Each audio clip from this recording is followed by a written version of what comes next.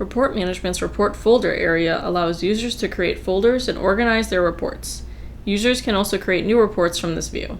In Tempus, you can create reports, organize the reports within your folders, search for reports, add or remove columns from the grid, access created reports and shared reports, and clone and delete reports.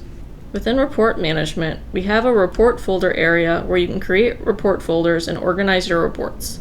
If I click New, you can click Create Folder to create new folders that you want to organize your reports in, and you can create the name and then save the report folder.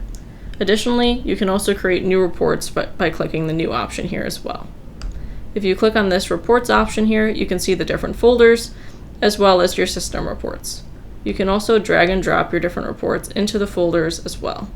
Within here, you can see the name of the report, the model that you're using, either live data or from a what-if model, your description, the owner of the report, when it was created, and who updated it last. Additionally, you can also see when it was last updated, and you can edit, clone, or delete reports as well. You can also click on Choose Columns to show or hide any of the columns as well, and you can search for reports in here as well. This area is helpful to organize your reports in a more usable format.